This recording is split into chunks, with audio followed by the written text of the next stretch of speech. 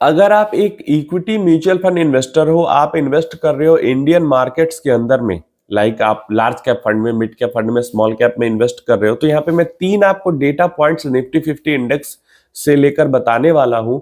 और small cap mid cap में returns बढ़ जाते हैं, नॉर्मल सी बात है, आपको पता है। लेकिन ये डेटा पॉइंट्स अगर आप समझ लेते हो, सिर्फ देखना नहीं है, समझना है, इस चीज को ग्रहण करना है, तो फिर ये जो कमेंट करते रहते हो ना कि 2 साल से पैसा नहीं बना, 1 साल से पैसा नहीं बना, वो आप परेशानी भूल जाओगे, वो फिर आप परेशान नहीं होगे। देखना और समझने की कोशिश करना क्या मैं समझा रहा हूं। और ये जो डेटा पॉइंट्स है ना, पिछले 30+ ईयर्स का डेटा है, समझ रहे हो, पिछले 30 से ज्यादा सालों में निफ्टी 50 इंडेक्स के अंदर में क्या हुआ है, ये चीजें आपको समझनी। सबसे पहला डेटा पॉइंट, 7 ईयर्स का एक जो टाइम होराइजन होता है ना इन्वेस्टमेंट के लिए, वो एकदम स्वीट स्पॉट होता है, एकदम स्वीट स्पॉट होता है। पिछले 30+ ईयर्स में निफ्टी 50 इंडेक्स के अंदर में किसी ने, समझना इस चीज को, किसी ने 7 ईयर्स के लिए इन्वेस्ट किया है ना, किसी भी टाइम पीरियड, बूढ़े से बूढ़े, अच्छे से अच्छे, कभी भी एकदम मतलब बहुत ही अनलकीस्ट इंसान हुआ ना, फिर भी 98% ऑफ द टाइम उसके जो रिटर्न्स है वो 7% प्लस रहे, मतलब एफडी बीटिंग रिटर्न्स रहे।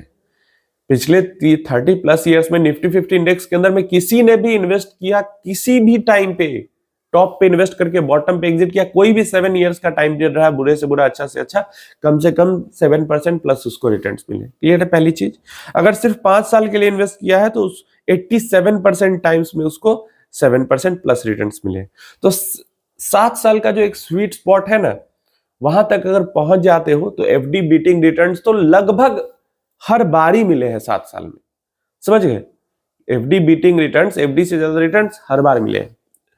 वही अगर हम 10% प्लस रिटर्न्स की बात करते हैं तो वही सेम टाइम पीरियड में 84% ऑफ द टाइम 10% से ज्यादा रिटर्न मिले 7 ईयर्स में, और 5 ईयर्स में 75% ऑफ द टाइम 10 ईयर्स से 10% से ज्यादा रिटर्न्स मिले हैं। तो अगर हम 5%, जो पास्ट डेटा निफ्टी 50 का दिखाता है, अगर हम 5 साल के लिए इन्वेस्ट करते हैं ना, तो 25% चांस है कि हमारा रिटर्न जो है वो 10% से कम बने 5 साल के टाइम पीरियड में, ठीक है। और 7% से कम रिटर्न बने, इसका ऑलमोस्ट 13-14% चांसेस है, समझ रहे हो। तो यहां आप 1 साल इन्वेस्ट करके, 2 साल इन्वेस्ट करके परेशान होते हो कि हमारा तो रिटर्न ही नहीं बन रहा है ना। लेकिन यहाँ पे समझो, इक्विटी के अंदर आप इन्वेस्ट कर रहे हो, यही सब डेटा पॉइंट्स आपको समझना पड़ेगा, तभी आपको लॉन्ग टर्म इन्वेस्टमेंट का मतलब समझ। पूछते रहते हो long term, long term, long term, कितना लॉन्ग टर्म? कम से कम 5 से 7 साल।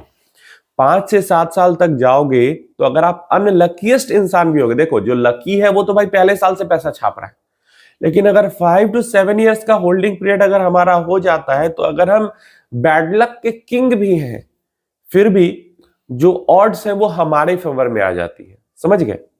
समय ही है जो हमारे बैड लक को हील कर सकता है इन्वेस्टिंग के जर्नी में। तो 5 to 7 ईयर्स को आपको मिनिमम मान के चलना है कि यही हमारे लिए लॉन्ग टर्म है, मिनिमम। अगर नहीं रह सकते तो हम इक्विटी के अंदर इन्वेस्टमेंट नहीं करेंगे, समझ रहे हो। क्योंकि आप अगर अनलकी हो गए अपने इन्वेस्टिंग जर्नी में तो आप किसको दोष दोगे।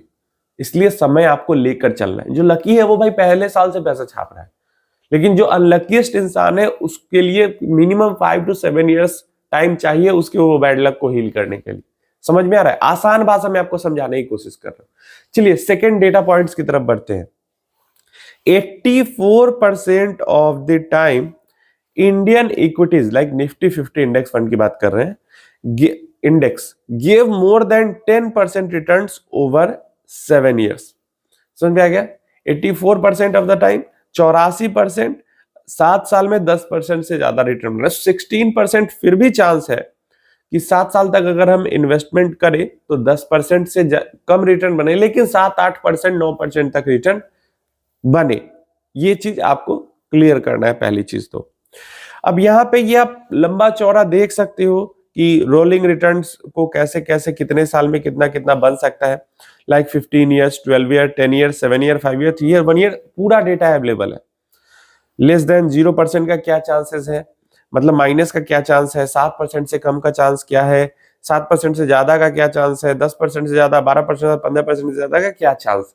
ठीक है, जैसे जैसे ये चार्ट हमें दिखाता है कि जैसे जैसे हमारी जो होराइजन है 7 से 10 ईयर पे जाती है, 10 से 12 ईयर पे जाती है, 12 से 15 ईयर पे जाती है, हायर निगेटिव रिटर्न्स का तो चांस खत्म ही हो जा रहा है, हायर रिटर्न्स की जो प्रोबेबिलिटी है वो बढ़ते जाती है जैसे जैसे हमारा टाइम होराइजन बढ़ते जाता है। और हम यहाँ पे क्या करते हैं एक साल में कोई रिटर्न नहीं बना, 2 साल से इन्वेस्ट करो रिटर्न नहीं बन रहा, भाई आप इन्वेस्ट क्यों कर रहे हैं? अगर आपको 2 साल का रिटर्न का रोना रोना है तो फिर आप इन्वेस्ट ही क्यों कर रहे हो? जाओ मत करो इन्वेस्ट, सिंपल सी चीज है। 2 साल के लिए इन्वेस्टमेंट, आपको 2 साल में 0% रिटर्न बन रहा है, पास्ट में 5-5 साल के समय में रिटर्न नहीं बना है, आप 2 साल का रिटर्न लेके रोना रो रहे हो। तो समझो इस चीज को, और इस चीज को आप झेल सकते हो तभी आप इक्विटी के अंदर इन्वेस्टमेंट करना आगे से भी। चलिए एक और आपको मैं इंपॉर्टेंट यहाँ पे डेटा पॉइंट्स दिखाता हूं। 81% of the time Indian equities have tripled in 10-11 years. 10 से 11 साल में 84% ऑफ द टाइम पैसा 3 गुना हो गया है निफ्टी 50 इंडेक्स के अंदर।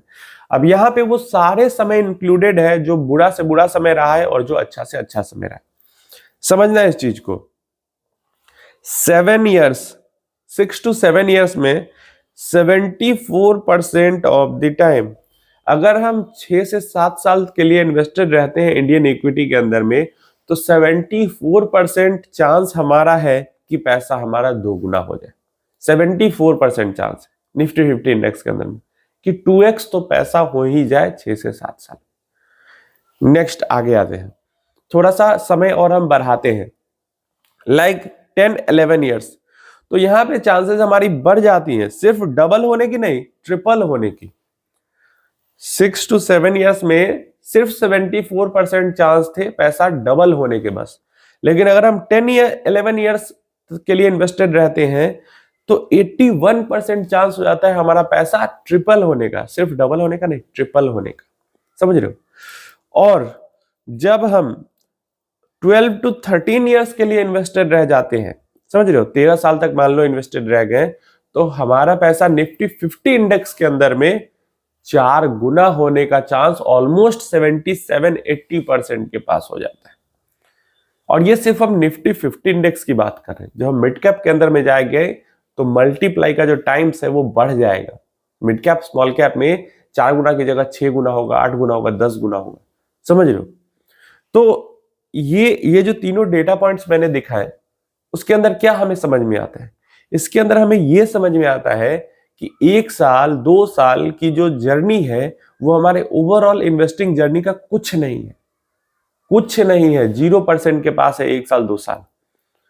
और मिनिमम जो हमें दिमाग में ही डाल के रखना है कि अगर 5 से 7 साल तक हम इन्वेस्टेड रहें और तब अगर हमारा रिटर्न न बने तब हमें टेंशन लेना चाहिए।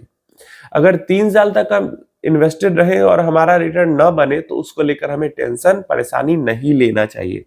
पहला 5 ईयर जो है हमें मार्केट के अंदर में कैसे भी सरवाइव करना है, रिटर्न की बात उसके बाद करनी है। जिस भी स्कीम में आप हो, पहले 5 साल तो आपको पहले सरवाइव करना है मार्केट को, कि हम मतलब खराब और अच्छा समय देखकर टिके रह जाए मार्केट के अंदर में। रिटर्न्स की बात तो उसके बाद आती है। लेकिन यहाँ होता क्या है, म्यूचुअल फंड के अंदर में इन्वेस्टमेंट करने के बाद पहले दिन से ही हम रिटर्न के बारे में सोचना शुरू कर देते हैं। नहीं, आप अपना थोड़ा सा माइंडसेट चेंज करो। फर्स्ट 5 ईयर आप सर्वाइवल मोड में हो कि कैसे भी मार्केट के अंदर में सर्वाइव करना है, टिक जाना है मार्केट के अंदर में, जो कि टिकना ही सबसे ज्यादा मुश्किल है, क्योंकि इतनी 50 तरीके की टेंशन दुनिया में चलती है कि टिकना ही बहुत ज्यादा मुश्किल होता है। हर टाइम पे लगता है कि दुनिया खत्म ही होने वाली है बियर मार्केट में, और बुल मार्केट पे हर टाइम पे लगता है कि अब ऐसा ही मार्केट रहेगा। तो पहला 5 साल टिकना जरूरी है, उसके बाद रिटर्न्स के बारे में हमें सोचना है। उम्मीद है इंफॉर्मेशन हेल्पफुल होगी। किसी तरीके का क्वेश्चन क्वेरी है तो नीचे कमेंट बॉक्स में पूछ लेना। आज संडे का दिन था, मैंने सोचा चलो न्यूज अपडेट की बात डेली करते हैं, आज एजुकेशन वाला बातचीत हो जाए। तो आज की 2 वीडियो मैंने डाली होगी और दोनों एजुकेशन वाली वीडियो ही थी। आप अपनी राय कमेंट बॉक्स में जरूर देना, बीच बीच में ऐसे एजुकेशन वाले वीडियो डालता रहूं या नहीं।